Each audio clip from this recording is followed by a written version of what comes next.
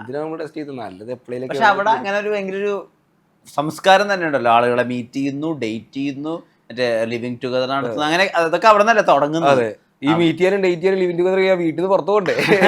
ഞാൻ ആ വീട്ടിൽ നിന്ന് പുറത്ത് പോയാലല്ലേ ഈ പ്രശ്നമുള്ളൂ, പോകുന്നില്ലല്ലോ. ഇൻസ്റ്റാഗ്രാമിൽ കൂടെ കുറെയൊക്കെ മെസ്സേജ് വരും, ഇങ്ങോട്ടേക്ക് ഇഷ്ടമാണെന്നൊക്കെ പറഞ്ഞു. ഇല്ല, ഇഷ്ടമാണെന്ന് പറഞ്ഞു വരുന്നില്ല. എന്നെ എല്ലാരും ബ്രോന്ന് വിളിക്കുന്നത്. ഈ ബ്രോന്ന് വിളിച്ചിട്ട് പെങ്കൊച്ച് മെസ്സേജ് നമ്മൾ എന്ത് മറുപടി പറയാൻ അതിനോടൊക്കെ. എനിക്ക് അങ്ങനെ തോന്നിയിട്ടില്ല ഒരാളോട്. പിന്നെ അങ്ങനെ ഒരു ലൈഫ് വേണമെന്നോ നമുക്ക് ഇഷ്ടപ്പെട്ട് നടക്കണമെന്നോ അങ്ങനത്തെ ഒരു പ്ലാനൊന്നും പിന്നെ തോന്നിയിട്ടില്ല. ഒരു രീതിയിൽ ആ കുട്ടിയപ്പോ കുറച്ച് ഭാഗ്യവാദിയാ. ഏത് കുട്ടി? ആ വസ്തു കുട്ടി. ആ, നല്ല ഭാഗ്യതയായിരിക്കും. ഒഴിഞ്ഞു പോയല്ലോ. വീഡിയോ ഗെയിംസ് ഒരു പ്രധാന ഏരിയ എന്ന് തോന്നിയിട്ടുണ്ട് ഒരു ദിവസത്തില്. അതിന് വേണ്ടിട്ട് തന്നെ ഭയങ്കര OCD ഉണ്ടോ? പക്ഷെ ഗെയിംസിന്റെ കാര്യത്തിലുണ്ട്. ഗെയിംസിന്റെ കാര്യത്തിലുണ്ടല്ലോ, ഗെയിമിംഗ് റൂം സെറ്റപ്പില് ഇച്ചിരി വൃത്തി ആവശ്യമാണ്. അത് വെച്ചിട്ട് വർക്ക്. OCD എന്നൊക്കെ പറഞ്ഞ വലിയ ടേം അല്ലേ, വൃത്തിയാക്കി വെക്കും, അത്രേ ഉള്ളൂ. ക്ലെൻലിനെസ് ഉണ്ട്. അപ്പം അതിനോട് കാണിക്കുന്ന ഒരു ഇഷ്ടം അല്ലെങ്കിൽ അതിനോട് കാണിക്കുന്ന ഒരു കമ്മിറ്റ്മെന്റ് കാണുമ്പോൾ നമുക്ക് ആ ഗെയിമറുടെ ഒരു മൊത്തത്തിലുള്ള പ്രീവിയസ് ഹിസ്റ്ററി അറിയാൻ താല്പര്യമുണ്ട്.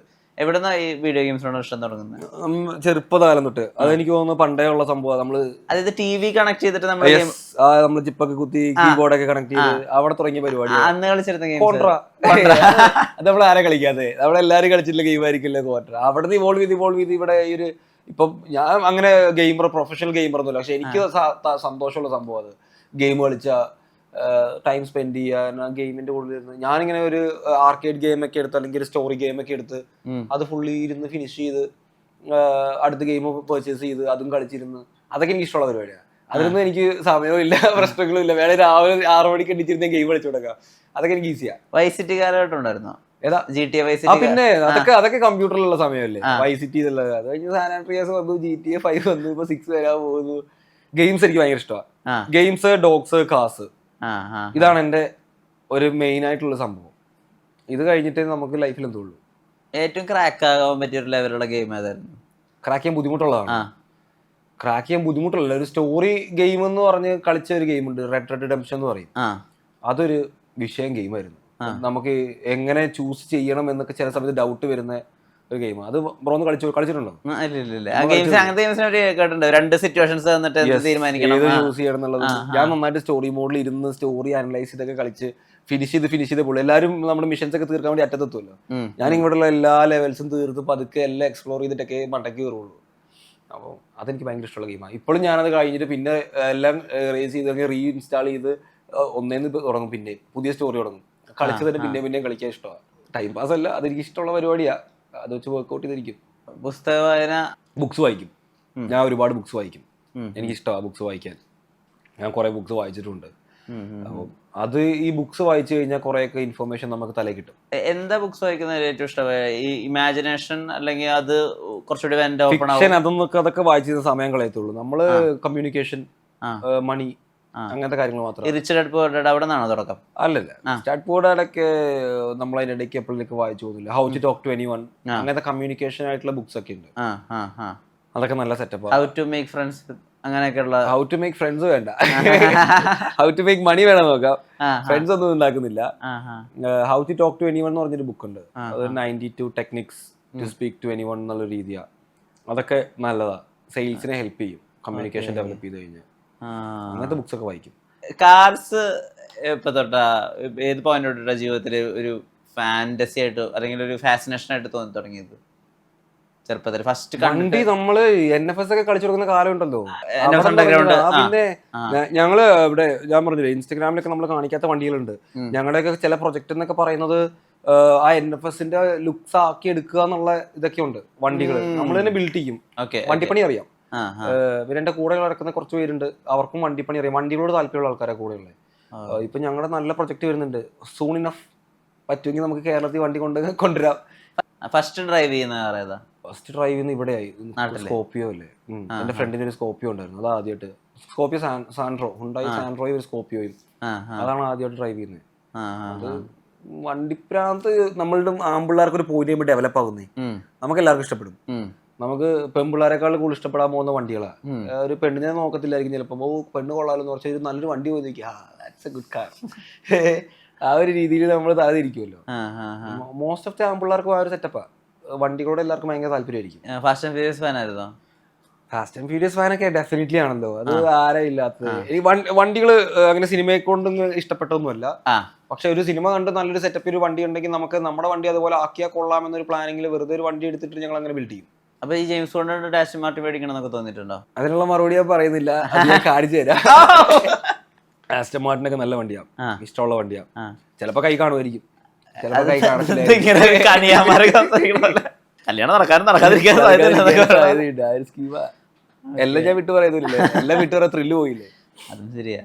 ഈ ആളുകളായിട്ട് പരിചയപ്പെടുമ്പോൾ ആളുകളെ ജീവിതത്തിൽ ഉൾപ്പെടുത്തുമ്പോഴും ഒരു പോയിന്റ് മാത്രമേ അവരോട് കാണിക്കുള്ളൂ, എല്ലാ വേർഷൻസും ഒന്നും അൻവയം കാണിക്കില്ല. ഇല്ല ഇല്ല, നമുക്കങ്ങനെ കാണിക്കാൻ ഒരാളില്ലല്ലോ. എല്ലാം നമ്മൾ തുറന്നു കാണിച്ചു കഴിഞ്ഞാൽ നമ്മൾ കംപ്ലീറ്റ്ലി റോ ആയി പോയി. റോ ആയിട്ടൊരു മനുഷ്യനെ കാണിക്കേണ്ട കാര്യം തന്നെ. ഈ സീക്രട്സ് എപ്പോഴും എല്ലാ സീക്രട്സും റിവീൽ സീക്രട്സ് ബ്രോ ഒരിക്കലും റിവീൽ ചെയ്യരുത്. നമ്മളൊരാളോട് എന്തിനാ സീക്രട്ട് പറയുന്നത്? അവരവിടെ പോയി റിവീൽ ചെയ്യും. എടാ നീ ആരോടും പറയരുത് ഇങ്ങനൊരു സംഭവം നടന്നിട്ടുണ്ടെന്ന് ഒരാളോട് പറയും. അവിടെ പോയിട്ട് പറയും നിങ്ങൾ ആരോടും പറയരുത് ഇങ്ങനൊരു സംഭവം. എനിക്ക് നന്നായിട്ട് കീപ്പ് ചെയ്യാൻ അറിയാം. ഞാൻ പറയാം എൻ്റെ പാർട്ട്ണറിൻ്റെ ഊബറിൽ കയറിയ ആളാന്നൊക്കെ പറഞ്ഞു. പുള്ളിയുടെ കുറേ പ്രശ്നങ്ങളൊക്കെ നമ്മുടെ നിബു, പുള്ളിയുടെ പേരാ നിബു സിറിയക്, പുള്ളിയുടെ കുറേ പ്രശ്നങ്ങളൊക്കെ എനിക്കറിയാം. ഒരു മനുഷ്യനോട് പറയത്തില്ല, എൻ്റെ മനസ്സിൽ കിടക്കും എന്ത് പ്രശ്നം പുള്ളി എന്നോട് പറഞ്ഞാലും. എനിക്ക് ആരോടും പറയാം, എനിക്ക് അങ്ങനത്തെ ഒരു മൈൻഡൊന്നുമില്ല. പുള്ളി ഇങ്ങനെ ഒരു പറഞ്ഞിട്ടുണ്ട്, പുള്ളി ഞങ്ങൾ നിബിച്ചേട്ടെന്ന് വിളിക്കുന്നത്. നല്ല ഏജ്ഡ് ആയിട്ടുള്ള മനുഷ്യനാണ്, അത്യാവശ്യം ഏജ്ഡ് എന്ന് പറഞ്ഞാൽ എന്നെക്കാളും ഏജ്ഡ് ഡെഫിനറ്റ്ലി. അപ്പം 3-4 പിള്ളേരൊക്കെ ഉണ്ട്. പുള്ളിയുടെ പ്രശ്നങ്ങൾ എന്നോട് പറയുമ്പോൾ ഞാനെന്തിനാണ് അപ്പുറത്ത് പോയി പറയുന്നത് ഇങ്ങനൊരു സ്കീമാണ് പാവം മനുഷ്യൻ. അതൊന്നും വേണ്ട, എനിക്ക് കീപ്പ് ചെയ്യാൻ അറിയാം. എൻ്റെ വായിന്ന് അപ്പുറത്തോട്ട് പോകത്തില്ല, ഞാൻ എൻ്റെ സീക്രട്ട് അങ്ങോട്ട് പറയത്തുമില്ല. എന്തിനാ നമ്മൾ സീക്രട്ട്, നമ്മൾ കുറേയൊക്കെ ഹൈഡ് ചെയ്ത് അങ്ങനെ ജീവിച്ചാൽ മതി. അതൊക്കെ സിമ്പിൾ ലിവിങ്, നമ്മളതൊക്കെ ഡെവലപ്പ് ചെയ്താൽ മതി. കുക്കിംഗ് എപ്പോൾ തൊട്ട് തുടങ്ങി? കുക്ക് ചെയ്യാറില്ല. ഇതിലൊക്കെ കാണാറുണ്ടല്ലോ ബാർബിക്യൂ ഒക്കെ ഉണ്ടാക്കാൻ. ബാർബിക്യൂ ചിക്കൻ പൊരിച്ചിട്ട് അതിന് മണ്ടയ്ക്ക് ഇച്ചിരി മസാല വെച്ച് അതൊക്കെ ആൾക്കാരത്. നമ്മൾ കുക്ക് ചെയ്യാറില്ല. ബാർബിക്യൂ ഒക്കെ ഏതെങ്കിലും സെറ്റപ്പിൽ ആൾക്കാരൊക്കെ കൂടുമ്പോൾ ചെയ്യും.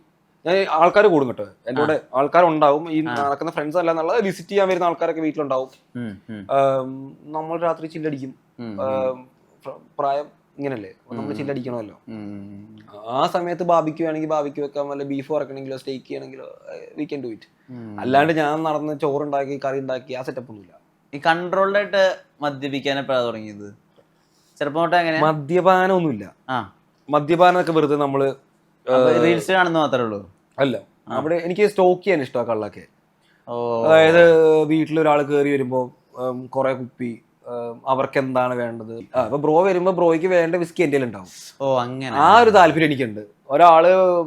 നമ്മളൊരാൾ വരുമ്പോ അത് നമ്മളൊരാളെ മര്യാദക്ക് ട്രീറ്റ് ചെയ്യണം എന്നൊരു സ്കീമുണ്ട്. ഇപ്പൊ കള്ളായാലും ഫുഡായാലും എന്തായാലും അത് ഞാൻ ചെയ്യും. അതിനിപ്പോ എന്ത് നെഗറ്റീവ് ആര് പറഞ്ഞാലും നമ്മൾ ട്രീറ്റ് ചെയ്യേണ്ട പോലെ ഞാൻ ട്രീറ്റ് ചെയ്യുള്ളൂ. എന്റെ രീതി അങ്ങനെയാ. അതിപ്പോ ഞാൻ മാറ്റേണ്ട കാര്യമില്ലല്ലോ. അപ്പൊ ബ്രോ കള്ളു കുടിക്കുമെങ്കിൽ ബ്രോയ്ക്ക് വേണ്ട വിസ്കി എൻ്റെ ഉണ്ടാവും. ഞാൻ അങ്ങനെ സ്റ്റോക്ക് ചെയ്യുന്ന ഒരാളാണ്. അതുകൊണ്ടാണ് എന്റെ റീൽസ് അവിടെ ഇവിടെ കള്ള് കാണുന്നത്. ആൾക്കാർ വന്നു ഞാനിരിക്കും, ഞാൻ അങ്ങനെ പറയത്തു ഞാൻ കള്ളു കുടിക്കത്തില്ല, ഞാൻ ഒരിക്കലും പറയില്ല ഞാൻ കള്ളു കുടിക്കും. I drink. പക്ഷേ ഒരു പരിധിക്ക് അപ്പുറത്തേക്ക് പറ്റത്തില്ല. കാരണം അവിടെ ഒരു ലിമിറ്റ് ഉണ്ട്. നമ്മൾ പുറത്ത് പോയി കഴിഞ്ഞാൽ ഞാനൊരു ഹാഫ് ബിയർ ഒക്കെ കുടിക്കത്തുള്ളൂ. കാരണം വണ്ടി ഓടിക്കാനുള്ളതാണ്. വണ്ടി ഓടിച്ചു കഴിഞ്ഞാൽ അവന്മാർ വണ്ടിയും കൊണ്ടുപോകും, വണ്ടിക്കുള്ളിൽ. കാരണം ഞാൻ ആ റിസ്ക് എടുക്കാത്ത കാരണം ഞാൻ എവിടെ പോലും ഇവന്മാർ കൂടെ ഉണ്ടാവില്ല, റോളക്സ് ഒക്കെ കൂടെ ഉണ്ടാവും. ആ സമയത്ത് കള്ളുടിച്ച് പോലീസ് പിടിച്ചു കഴിഞ്ഞാൽ എൻ്റെ പിള്ളേരും പോകും. അതൊരു വലിയ റിസ്ക്. അവരെ കൊണ്ടുപോകും, അവരെ ഷെൽട്ടറിൽ കൊണ്ടുപോകും. കാരണം ഞാൻ അവരെ ഹാൻഡിൽ ചെയ്യാൻ പറ്റാത്തൊരു ഓണർ മദ്യപിച്ച് ലെക്ക് ഇട്ട് വണ്ടി ഓടിച്ചു കഴിഞ്ഞാൽ അവരുടെ സേഫ്റ്റിക്ക് വേണ്ടി അവരെ പിടിച്ചോണ്ട് പോകും. പിന്നെ എനിക്ക് തിരിച്ചു തരത്തില്ല. അത്രയൊക്കെ ചിന്തിക്കുന്നുണ്ട്. പിന്നെ അവര് ചിന്തിക്കുന്നുണ്ട്, ഞാൻ അതിനപ്പുറത്തോട് ചിന്തിക്കും. കാരണം എനിക്ക് എന്റെ പിള്ളേരെ കഴിഞ്ഞിട്ട് എന്തുള്ളൂ. അതുകൊണ്ട് അവന്മാരെ വെച്ച് റിസ്ക് എടുക്കാനുള്ള ഒരു പരിപാടിയും ചെയ്യത്തില്ല. അതുകൊണ്ട് കൺട്രോൾഡ് ആണ്. കള്ളുടിച്ചാലും വണ്ടി എടുത്ത് പുറത്തൊന്നും പോകത്തില്ല. ഈ ആൾക്കാർ പറയുന്നുണ്ടല്ലോ ബ്രോ ഈ റീൽസിൽ കള്ളുടിച്ചിട്ട് എങ്ങനെ വണ്ടി ഓടിക്കാന്ന്. എന്റെ കൂടെ വണ്ടി ഓടിക്കാൻ ആളുണ്ട്, ദേ വിൽ ഡ്രൈവ്. ഞാൻ ഡ്രൈവ് ചെയ്യുന്ന നിർബന്ധമില്ലല്ലോ. ഇങ്ങോട്ട് ഞാൻ വരുന്നേ കാണിച്ചുള്ളൂ, കള്ളുടിച്ചിട്ട് അങ്ങോട്ട് പോകുന്നേ കാണിക്കുന്നില്ലല്ലോ. എല്ലാം നമ്മൾ റീൽസ് കാണിക്കാൻ പറ്റില്ല. ആകെ 30 സെക്കൻഡ് അല്ലേ ഉള്ളൂ, എന്തായാലും കാണിക്കാം.